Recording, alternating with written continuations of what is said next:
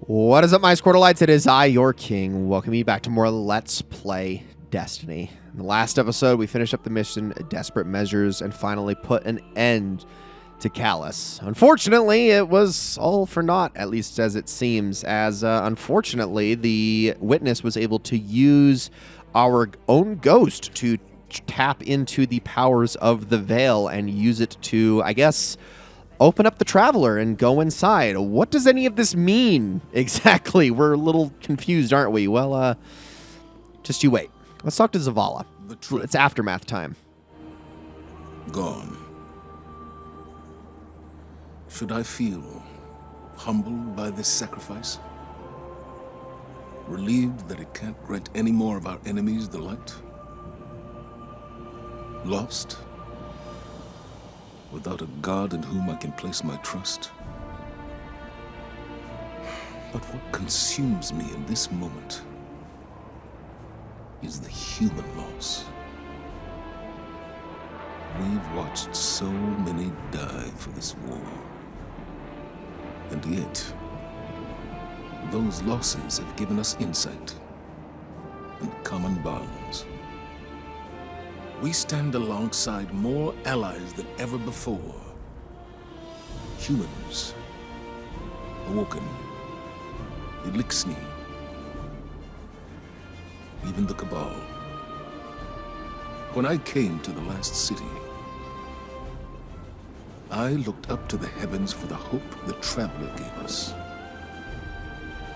Now, I look up and see the hope we've built for ourselves. So hold on a second. The Traveler's gone? I thought it was just, the Witness went inside it. I didn't know it was gone. But, I mean, it kind of left at the end of the Season of the Seraph, but what do you mean gone? Like, we can't see it from here anymore, but we haven't been able to do that for a little while now. Hold on. This is a little confusing. Maybe Ikora knows a little bit more about what's going on right now. Let's go and talk to her really quickly, because I seem a little bit confused. I'm a little perplexed by... I feel a little confused about what's gone on in this story exactly. I didn't follow all of that. Let me talk to our Warlock Vanguard here really quickly and see what she has to say. The Traveler is gone, but we're still here. It may seem small, but it's no less important under the circumstances. Despite your triumphs against the former Emperor, the Witness has transformed the Traveler and gone somewhere we cannot follow. Losses are no stranger to any of us, and I have long since known that the world does not obey laws of poetic justice, much as we might hope otherwise. It will be easy to look at the sky and falter. We cannot. We must take the time we have and make these losses mean something. Neptune is the best and only direction we have.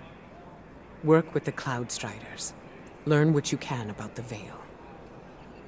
A step at a time, an inch at a time, we keep going. With or without the Traveler. Okay, no. Hold on. Record scratch moment. Stop. Everyone stop. We're going back to Neomuna. Stop. All right. Pardon me, everybody, while I sort of partially go over and partially lay into this campaign, this expansion of Lightfall as it is. So, Lightfall is a bit of an interesting case. It is... In a lot of ways, it doesn't feel like an expansion that was ever supposed to happen. It almost feels kind of shoehorned in to the game between the events of Witch Queen and the Final Shape. Witch Queen was one of those seminal expansions right alongside the Taken King, like a real game changer when it came to how Bungie told the story. Remember back in very beginning of Destiny, vanilla Destiny, there was no story there. Not because there wasn't supposed to be a story, but because it had been so gutted with the departure of the lead writer of Destiny, the one who had crafted this entire universe, having left right before Destiny was supposed to launch. the remaining writers, didn't know what to do with it, so they just kind of left the game as a shell of itself. The Taken King was a moment where Bungie was able to sort of right the ship, figure it out, and go, okay, this is the direction we're going in. And the Taken King was much lauded for it, because before the Taken King, everything was in grimoire cards. You literally had to go online onto a website to look up the story of Destiny outside of the game. The Witch Queen was kind of the next big moment in that. It really, I suppose, solidified Bungie's approach to storytelling and how they do things in game. Right? It almost taking us back to the Halo days of being like, look, this is how you tell a story. We've absolutely, and there's nothing misunderstood about what happened with the Hive, what happened with the Witch Queen herself, Savathun, all that stuff, the Throne World, what it's all about. It's incredibly clear as day as you go throughout the Witch Queen expansion. Lightfall feels rushed, to put it mildly, but it also feels out of place, almost like it doesn't belong. A lot of people have made jokes, and I'm not going to make the same joke because I don't think it's entirely true, but a lot of people have made jokes that if you splice together the opening cutscene of Lightfall with the very middle of the ending cutscene of Lightfall, that's literally the only information you needed from this story. You just take the moment of the Witness blasting through the fleet, going to the Traveler, then just opening it up and going inside, and that's all you need to know about Lightfall. That isn't entirely true. Now, I will say, okay, let's just pretend for a moment that we're going to go along with Bungie and say, yes, Neomuna is incredibly important to the story and the Cloud Striders and all that kind of stuff. None of this stuff feels like it's relevant right now. None of this feels like stuff that we need to know right as the Witness is inside the Traveler about to destroy everything and we have quote-unquote lost, right? That's the big problem with the Lightfall expansion. But now let's also entertain the idea that none of this matters and we need to take it all entirely out of the equation. Well, first of all, there's Strand, and Strand is important. It is important to both from both a gameplay standpoint and also because as a subclass, it means a lot. It is a darkness subclass that we were not gifted from the darkness, but we actually forged through our own experiences and unlocked with our own abilities and powers. Like, it's something that we actually had to tap into to get better at. And that's not like how Revenant works. That's not like how Stasis works. Stasis was a gift. It was something that we got because the darkness works in mysterious ways and isn't necessarily beholden to one or another. And the pyramid ship on Europa actually was willing to give us this power. Strand is its own thing, and that's why Lightfall, or part of why Lightfall was important. But beyond just that is the Veil, a thing that we were told about throughout this entire expansion, and we learned nothing about. Now, I'm going to make, I'm not going to make a secret of this. I haven't made a secret of this up to this point. I don't like this expansion very much. I don't think it's very well told. It all does feel out of place. I don't actually much like Nimbus or Rohan's characters all that much. I feel like Nimbus is just kind of sloppily written for, and it's not the voice actor's fault. I think that they're doing just fine with what they have. It's more of a dialogue writing problem, certainly, and Rohan just is not in the story enough for me to care. I'm sorry, just isn't. Like, there's the whole thing with Neomuna and the Cloud Striders. It's really hard for me to care about any of this stuff. But you also can't, say that any of this stuff wasn't foreshadowed. I mean, look at the Pukas, for instance. We knew about these little guys as far back as Beyond Light. There are other little references like the Ishtar Collective, who have been incredibly important to the Destiny story, going all the way back to Destiny 1 Vanilla with all the things that we uncovered on Venus, given how important that location was to the Vanilla. I mean, it was probably the preeminent location of the original Destiny story, given the Vault of Glass and everything to do with the weapon quest that could be done there. They're incredibly important, but did all of this need to be given to us now? I'm not so sure. I feel like they jumped the gun a bit too much with a story like this, and this is probably something that they could have saved for a little bit later, at least with a location like this. The story itself probably didn't need to be an entire expansion, but I feel like Bungie wanted this to be something small, and it ended up becoming something large because, well, it's not a spoiler at this point, but the Final Shape was originally supposed to come out in 2023, and that did not happen. In fact, not only did it not come out at the intended time in 2024, it got delayed in 2024, which all led to Lightfall being what it is. And it's a shame, too, because Lightfall will always be remembered as sort of a failure. It was another moment, another setback in the story of Destiny, because this game had been trucking along. Thanks to Witch Queen, it really had hit its stride, especially with the seasonal content model that followed afterwards. And you know what? I will even go as far to say that besides Lightfall, it continues that momentum all the way up to the final shape, at the very least. When I'm recording this, the final shape hasn't yet released, so I can't say how that did with any definitive answers. But I mean, if that did flop, well, then throw this entire series away. It's in the trash at this point. But assuming that works out, Lightfall really kind of was the only speed bump along the road. It was the only one that kind of didn't make sense. I mean, look at the way that the Vanguard reacted to the ending of this. They're just like they see one of the most mind-boggling things in their entire lives. The Witness, who just tears through everything like it's nothing, makes it inside the Traveler, which I don't even know if anybody thought that was a thing that could happen. Isn't it just a giant machine? How does that work exactly? Things beyond what we can comprehend. And what do Zavala and Ikora go? They're just like, as long as we're together, we got this. It's like, no, none of this makes sense. None of this makes sense, okay? So let's disregard that part. Let's disregard everything that we have been told in the story up to this point, because you know what? Screw all that. Rohan and Nimbus, we will learn more about them. We're going to learn more about Neomuna over the coming episodes. Don't you worry. If you are interested in this stuff, I don't hate it. Here's my problem with Neomuna. It's not that Neomuna is bad in and of itself. I personally don't like the aesthetic, but that's a different thing. Neomuna would work a lot better in the setting and context of a story where it was allowed to shine. But because this whole campaign was go, go, go, we got to hurry now, where there's more important things at stake. Yeah, there's this city, but we just need to see it fly by behind us as we take care of bigger matters. That's, I think, why Neomuna fails in the context of this expansion. On its own, it could be something better, and we will learn more about it here soon. But first things first, let's head on over to the Puka Pond, and let's meditate. We have now unlocked Strand. It is now fully and completely available to us. So, let's equip it. Thread Runner. Okay, so we have Marksman's Dodge, Gambler's Dodge. We have Triple Jump with High Jump and Strafe Jump. We have Threaded Spike, and we have Grapple Grenade. We have not yet unlocked the additional 2 grenades. We have not yet unlocked any of the aspects or the fragments.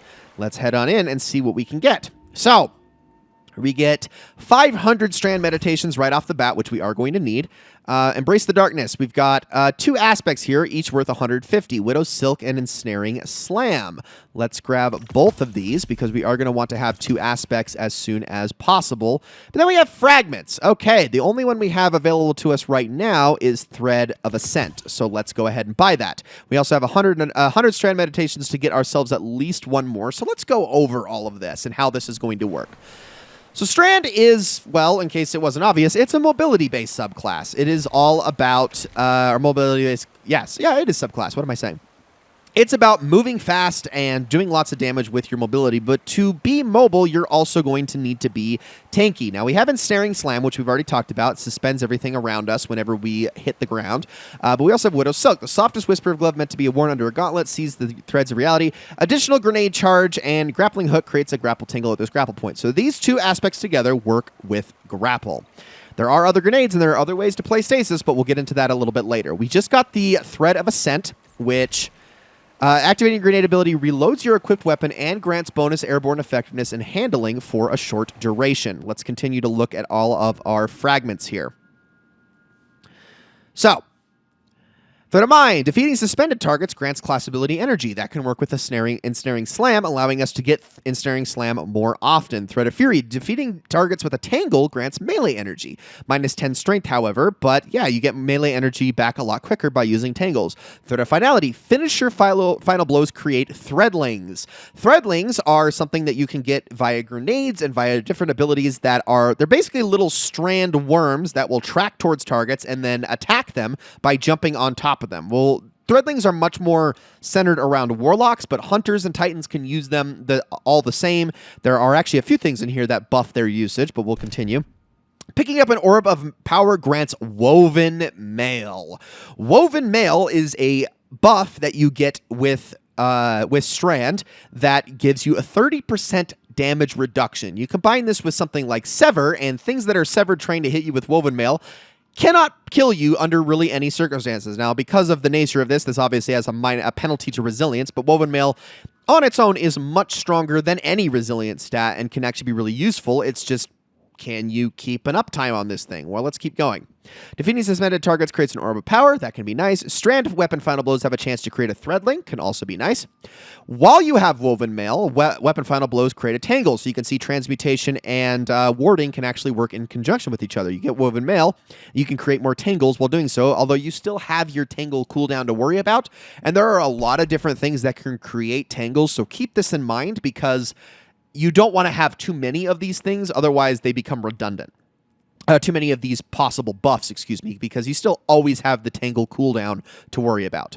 Thread of Propagation. Powered melee final blows grant your strand weapons unraveling rounds for a time being. This can be also really nice. Thread of Evolution. Threadlings travel farther and deal additional damage. I'll tell you right now, if you're running with Threadlings, you have to have this fragment, otherwise they are not all that good. Thread of Isolation. Landing rapid precision hits emits a severing burst from the target. That could be really nice. Basically just debuffs every single enemy you shoot for a while. Works great with something like Quicksilver Storm. Super Final Blows emit a suspending burst from the target. Makes it just a little bit stronger. Thread of Generation. Dealing damage generates grenade energy. This can work great with Widow's Silk. And Suspend, Unravel, and Sever effects applied to targets have increased duration. Thread of Continuity. I am going to grab Thread of Isolation for now, and we will go from there. You can see we can also go buy our grenades, which are 50 meditations each. Shackle Grenade. Thrown weapon of weighted strand matter that detonates on impact, suspending targets and creating additional suspending projectiles. This basically works like Ensnaring Slam, except for, as you can see, once it hits a group of enemies, more shackle grenades will pop out, thus creating an additional AoE effect, and it basically just suspends all of them. So if you want to get more suspend-based builds, this is what you want. Threadling grenades. You can literally just throw threadlings out, which will, I think it creates 2 or possibly 3 threadlings when you throw this thing out. I think it's just 2. And then, of course, you can use that on top of any of your other threadling buffs on top of everything else. You also might notice that we have additional aspects, but we'll get into those a little bit later. So I need to work on getting every single possible strand buff that I can, but I need to get strand meditations. Now, the best way to do this, I will say right now, is terminal overload, but we need to get more Neomuna vendor progress. So let's continue with a couple of things. We're going to first talk to Osiris. Doesn't make sense. How are we still alive? Was the witness only interested in the veil?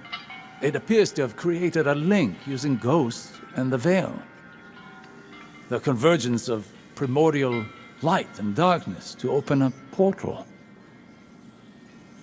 But to where? We should focus our efforts on the veil and the trail the witness might have left behind. If you need a moment, take it. But bear in mind, one loss does not equate to defeat. Keep fighting. So that's what everyone's telling us. The veil. We need to learn more about the veil. We need to focus more on the veil. Well, I would love to, Osiris, but y'all won't tell me anything about it. Don't you worry. In due time, more will become known. Guys, that is going to be it for this episode of Let's Play Destiny. Thank you all so very much for watching. I wanted to get that off my chest, just explain why Lightfall is so confusing. It doesn't feel right. It doesn't feel like this was really supposed to be as big as it was. It doesn't feel like this was supposed to be an entire expansion. This expansion feels like it was buying time. And that is the only circumstance where any of this makes sense, because otherwise Lightfall is a confusing mess. And if you love Neomuna, all you can say is that it deserved better than what it got. If you don't love Neomuna, well, that just is another problem on top of everything else that Lightfall does not have going for it. But next episode, we are going to continue learning about the Cloud Striders. We're going to continue learning about Neomuna. As always, with every expansion, the post-campaign is generally going to involve us doing a series of things. We got some end quests. We're going to have different things to work on, like lost sectors that we're going to have to explore. We're going to have to learn about the Vex Incursion Zone, Terminal Overload. There's going to be all sorts of things that we're going to be going over the course of the next couple of weeks. We also have the partitions, and the partitions are particularly important because these are weekly, and I only have a few weeks to get through these, so I'm going to need to make sure that I go as quickly as I can to get through all this. But we're just in the post game now, and it's going to take some time to get through everything. But we got a lot of quests on our hand. We got the entire Strand subclass to put together and hopefully really make something special out of it, because once we absolutely unlock all of the aspects, all of the fragments, you will quickly see that Strand is really, honestly, the best subclass in the game, or at least one of the best. But I personally think you take away like any subclass buffs that you get in the artifact for any of the other subclasses and whatnot, and just plead them all at their base value. I really do think Strand is the strongest of them all. Guys, thank you all so very much for watching. I hope you all enjoyed this episode very, very much, and I will see you all in Real curious about you, XO. Something about seeing if your processors are compatible with the Cloud Arc. the next one. Now that you're here.